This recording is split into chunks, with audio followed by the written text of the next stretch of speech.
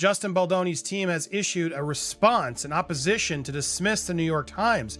How the New York Times actively vouched for the veracity of its false narrative. We actually want all evidence to come out that's proper and appropriate evidence.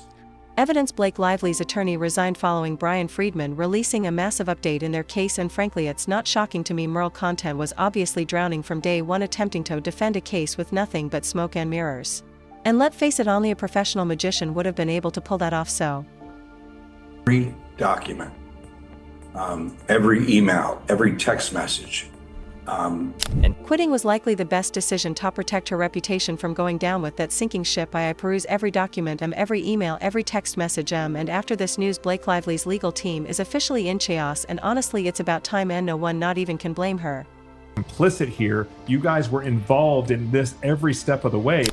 Defending a case that's slowly falling apart with no solid evidence to back up Blake's claims is like trying to put out a fire with gasoline. As soon as Brian Friedman dropped his bombshell update, it was clear this case was in free fall. That's the entire purpose of a lawsuit. Is you just begin with allegations, and allegations aren't evidence, they resupply statements of fact that aid in proving this is the claim that I'm filing. Initially Blake's case seemed to have potential sexual harassment, body shaming, breastfeeding charges, all the ideal ingredients for a public sympathy play, but in reality there's not one shred of evidence to support any of it. Luke, there's plenty of factual determinations that must be made here, not legal determinations, and because if there's factual determinations you had to leave it to the jury, you had to provide a jury with the property. Yeah, precisely. And Southery simply saying, look, just let the facts determine, and the trier of fact in any event is going to be the jury. Unless it's a bench trial, then it's a judge, but this is not. This is a jury trial. The deeper Justin Baldoni's team dug in, the more Blake's accusations began to resemble a badly written script. No messages, no documents, nothing to present. She wasn't merely making things up. Every time Blake's legal team believed they had a leg to stand on, it became quicksand.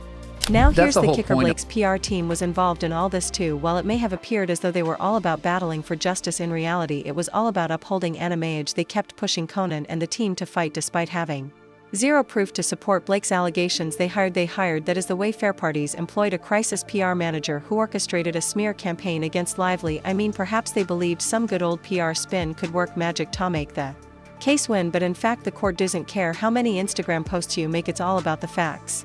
Of a lawsuit is you just start with allegations, and allegations are not evidence. They're just statements of fact that help establish this is the claim that I'm bringing. At first, as if that wasn't enough, Conant was under immense pressure from every angle, representing Blake, a high-profile client who wants to win at all costs even when the evidence just isn't there. Reynolds and Lively wanted Wayfair to issue a statement taking the blame for Lively's bad press. Then of course came the 170-page legal release from Baldoni's team. A lot of factual determinations that need to be made here, not legal determinations.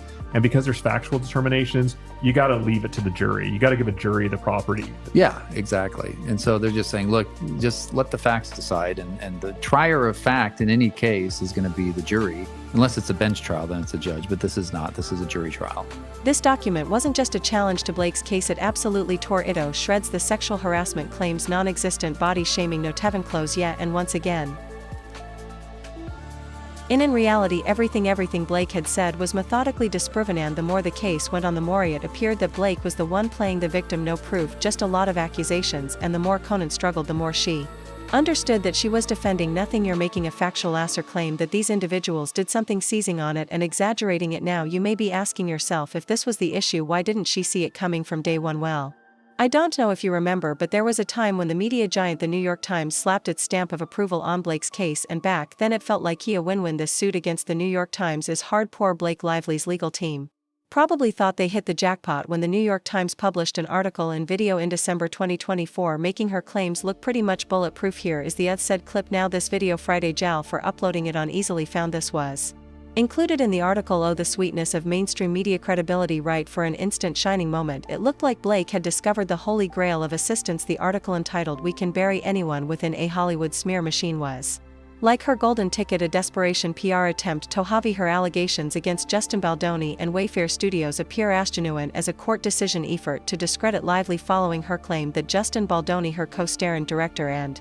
Jamie Heath, the producer, had behaved inappropriately while filming the movie. After all, if the Times, the very same media giant that's been making history for decades, gives its seal of approval to something it has told true, right, and that's what the New York Times is returning and saying, look, we are not Blake Lively, we are not the ones leveling the accusation, we're just fairly reporting what Blake issuing Justin and Wayfair for, but as with most things that sound too good to be true, the reality caught Blake's team harder than they anticipated. Just when they thought they had the Times in their corner, Justin Baldoni's legal bulldog Brian Fredman entered with a counterpunch that would have knocked the wind out of anybody. Fredman lost no time filing an opposition to reject the New York Times participation in the case, and to be frank, it was a masterclass in legal smackdowns. They chose not to publish it because of fear of defamation, I'm sure, because of fear of you and defamation, so they did not publish it. But some of these TikTokers have done it in accordance with Fredman. The New York Times wasn't merely reporting on Blake's allegations, they were essentially confirming them as truth, presenting them in a manner that it was difficult to distinguish whether they were writing an editorial or a news story. Fredman made it unmistakable. The Times didn't merely play reporter, they played advocate. He teased Bone in the process. He stated it's a neffed up bad situation with what Baldoni,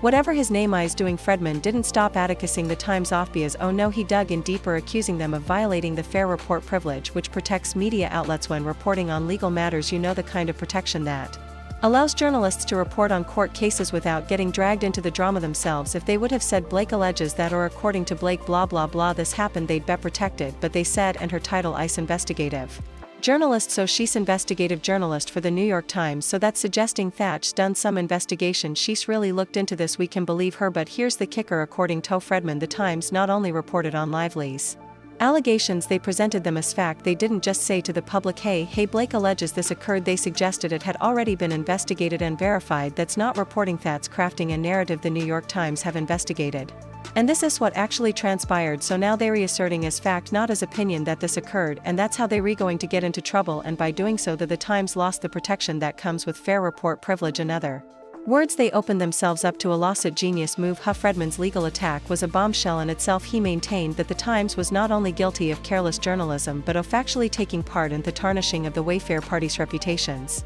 It admittedly built its article and video upon its reporter's examination of thousands of pages of documents, and clearly credited Lively's claims, presenting them as having been corroborated by the New York Times' own investigation. They put Lively's account of things forward as if they were not only corroborated but indisputably true, and that's a huge problem legally speaking, because media outlets aren't permitted to advance unverified assertions as facts if they're meant to be the best, the bastion of journalism, right? But you know, if they had just said its opinion, would this have mattered? Will this factor in the fact that they did seemingly have this for months due to metadata and things that we're seeing? It's one thing to say this is what someone is claiming, but it's another to say this is what happened, especially when you haven't done the legwork to prove it. The line between journalism and advocacy did get a little too fuzzy, and Fredman was poised to call it out, and so now they're saying like, hey, we attempted to fact check, we gave you the chance.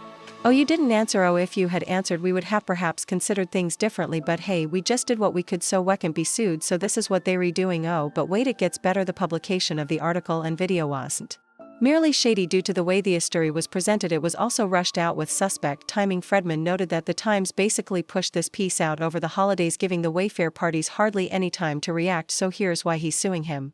It's genius, they said evening of December 20th. Hi Justin, here's all this terrible stuff we're going to publish about you. You have until tomorrow noon. We'd love to hear your response. He interacts with them, says okay. It was like they knew precisely when to release the bombshell for maximum impact, and that timing just so happened to coincide perfectly with Blake's PR plan. And New York Times publishes Astery before noon with the partial information, and my assumption as they were afraid another outlet was going to strike this story. According to Fredman, this wasn't simply bad journalism, it was bad faith. The Times, it appeared, was already invested in the story prior to them even giving the other side a fair chance to defend themselves. We're discussing the Wayfair parties over here, and it to me makes it sound like the Wayfair parties did that. And again, if that's the case, if you believe that that occurred, investigate it, do a series of articles. Let's see it. The fact that the story had already been decided days before the Wayfair parties were even contacted, yeah, that did not look good. It made it appear like the Times wasn't interested in the truth, they were merely interested in the narrative. It's not unlikely, I think, is theirs a great degree of probability that the court most likely on one of the arguments, so maybe it's the group pleadings, but we'll grant the 12b6 motion and request Baldoni's side to reform the complaint. Fredman not only complained about the timing,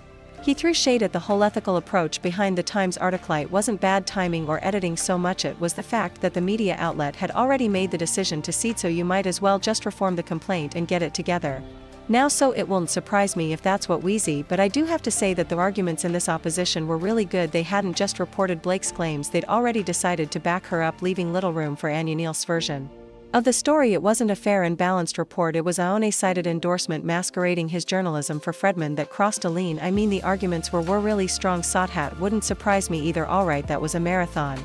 For Blake Lively, what appeared to be a golden opportunity to prove her case with the Times assistants now seemed more like a trap. What she and her team likely didn't expect was that the media giant support would turn into a double-edged sword in intimacy.